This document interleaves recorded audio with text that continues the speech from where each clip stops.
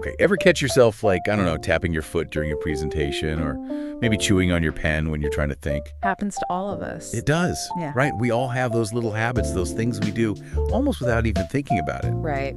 And today we're going to deep dive into those habit behaviors. Yeah. We're going to figure out what they are, like why we do them, and sometimes how those habits can become a little more than just a quirk, Yeah. They can really impact our lives. And with me to break it all down is, well, our habit expert. Welcome to the deep dive. Thanks for having me. Glad to have you here. So before we, jump into the specifics, I think it's important to kind of set the stage. Yeah. What exactly are we talking about when we say habit behaviors? What makes something a habit versus just, something we do sometimes? So the key is really repetition. It's something you do over and over again, often without even thinking about it.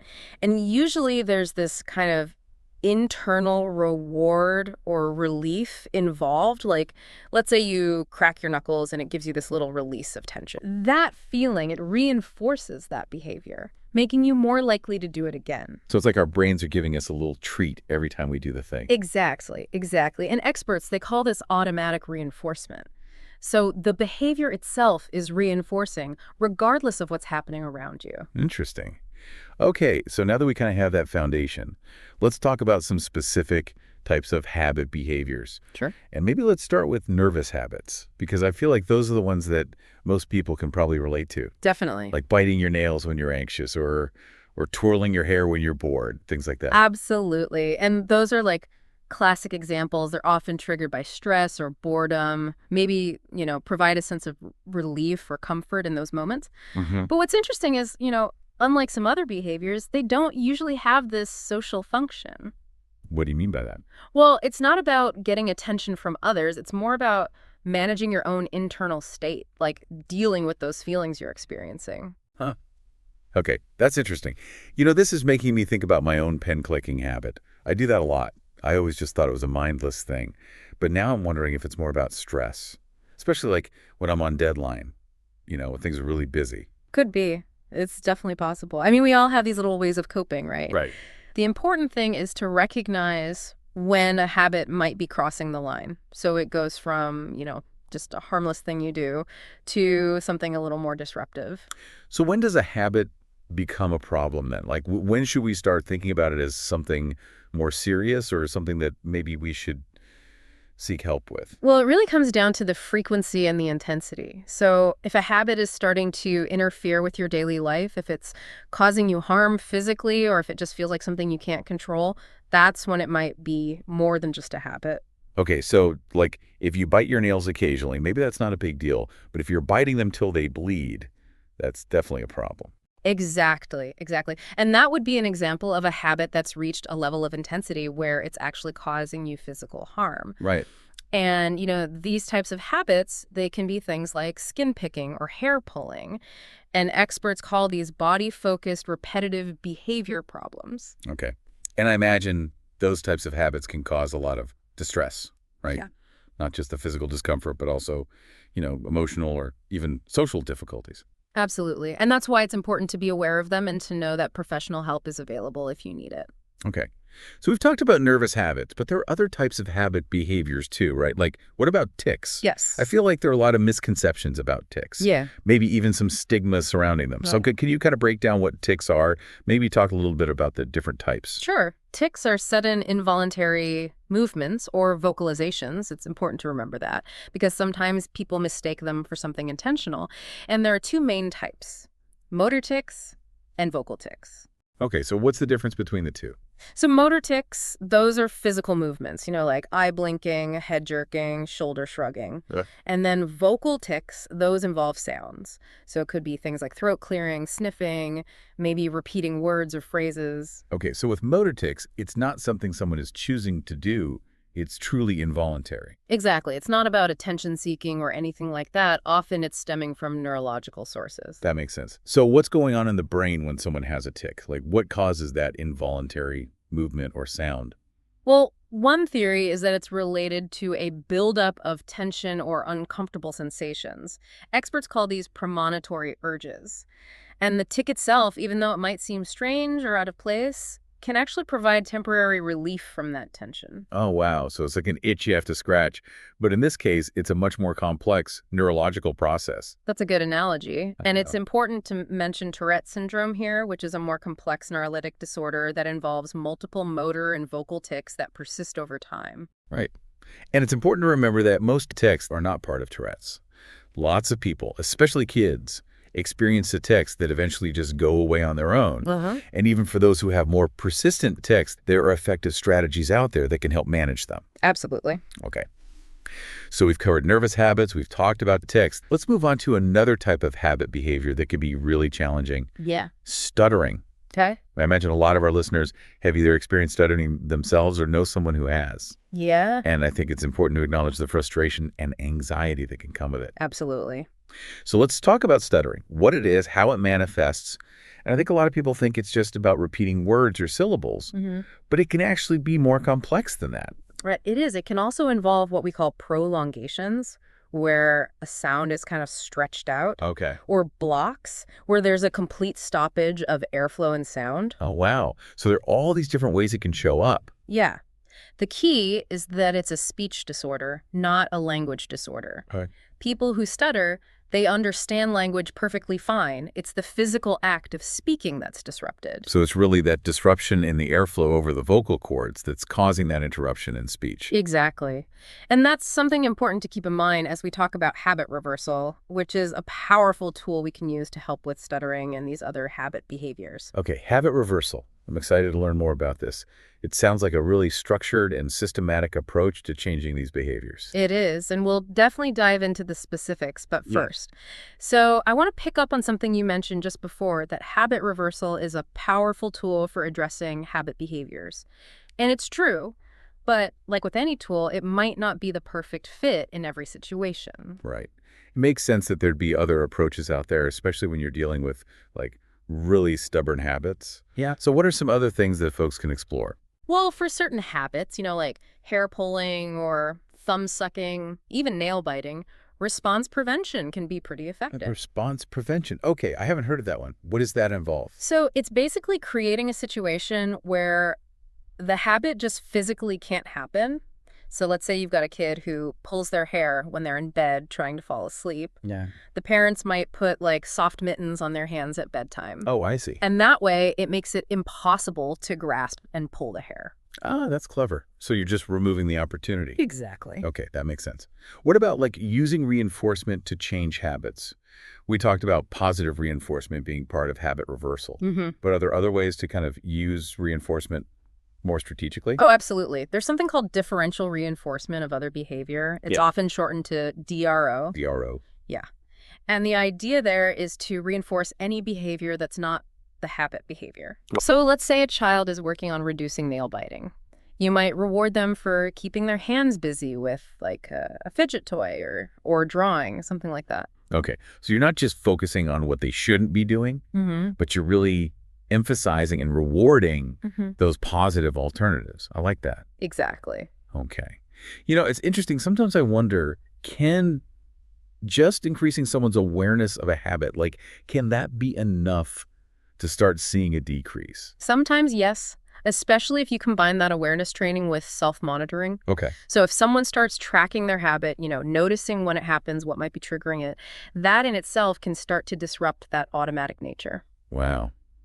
So sometimes just paying attention can make a difference. Huh. It can. I mean, our brains are pretty amazing in how they can adapt and change. They are? Okay. Well, I know you'll have a good real-life example. I do. Do you have any cases that kind of illustrate how these different approaches, how they've been used successfully? Yeah, actually, I do. Let me tell you about Seth.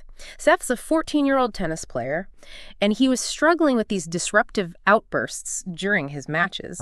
He would, yell at himself, hit his racket on the court, sometimes even hit himself with his hat. It's got to be rough. Yeah, it was causing him a lot of distress, really impacting his game. So how did they approach this? Did they go the habit reversal route? They did, yeah. His therapist used awareness training to help him recognize those outbursts before they kind of escalated. Okay. And then they introduced this competing response, relaxed breathing, so that when he felt those urges coming on, he had a tool he could use to calm down. Okay, so instead of reacting in that moment, he had a way to manage those emotions in a more constructive way. Yeah. That's great. Did his parents play a role in this? I mean, we've talked about how important social support can be. They did. They were really instrumental. They learned to help him identify, like, what are those triggers? What often leads to those outbursts? Right. And then to reinforce his use of the relaxed breathing.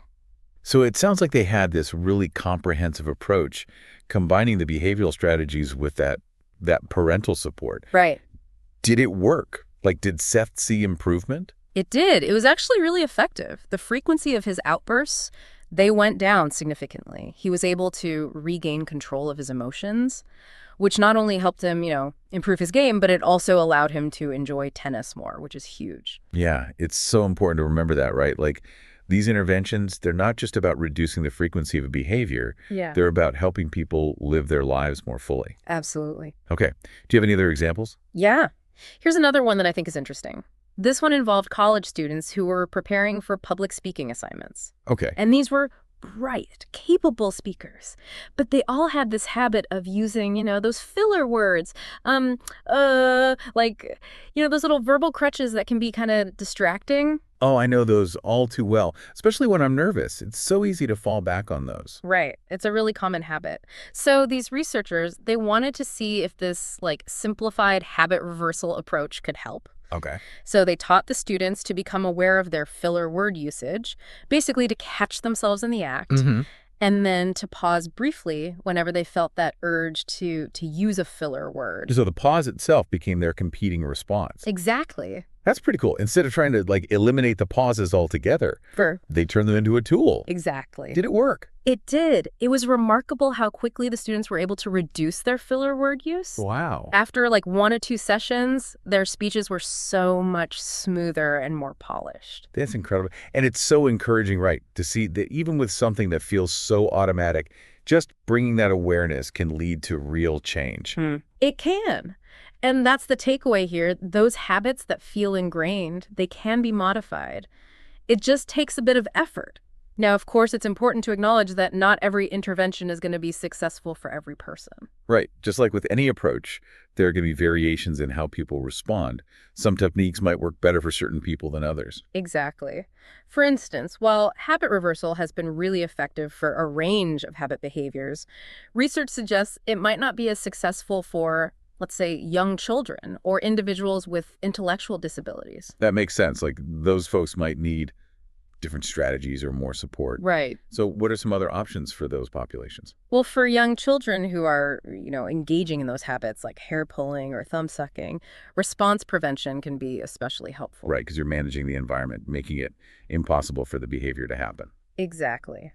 And with individuals with intellectual disabilities, we might explore other reinforcement strategies, like that DRO approach we talked about, providing more frequent, tangible rewards for engaging in those alternative behaviors. Okay, so it's about finding what's motivating and reinforcing for each individual. Exactly. It's not a one-size-fits-all solution. It's about understanding the individual and finding the right fit. That's a great point. And, it's been really fascinating to kind of unpack all these different aspects of habit behaviors. It has. We've talked about how we define these behaviors. We've gone through the ins and outs of habit reversal, alternative strategies. I think our listeners are walking away with a lot more knowledge about these experiences. I hope so.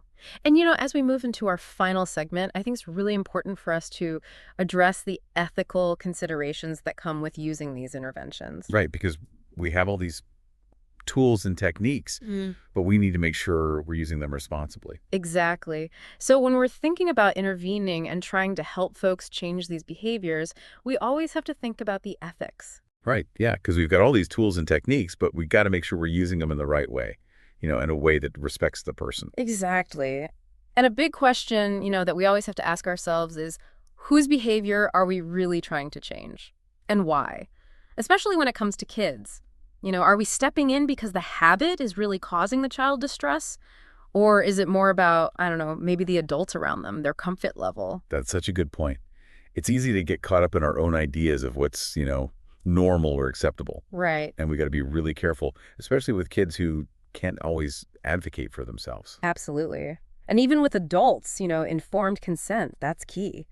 The person needs to understand, what's involved, what are the benefits, what are the risks, and ultimately, it's their choice. Yeah, absolutely. No one should ever feel pressured to change their behaviors, even if, others don't like it or think it's weird. Hmm. It's their body, their mind. Well said. And, building on that, it's so important to be mindful of the potential for harm with any intervention.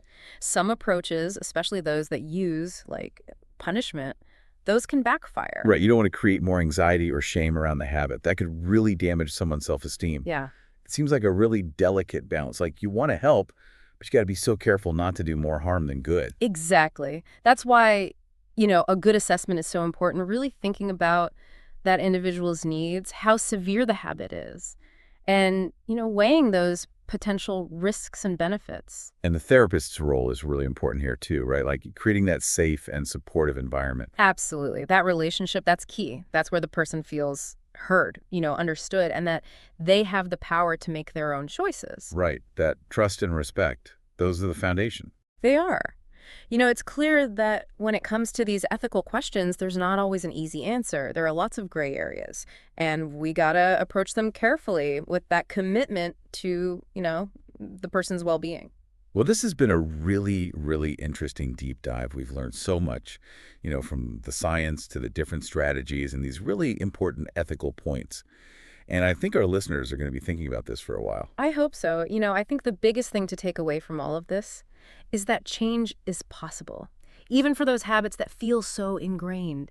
It really starts with that awareness, that compassion. And, whether it's just a little quirk or a really challenging habit, remember that you don't have to go through it alone. There are professionals out there who can help. Other people who understand. Don't give up. Beautifully said.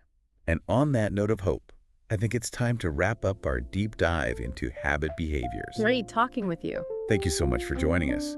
And to our listeners, keep those brains working, and we'll see you on the next deep dive.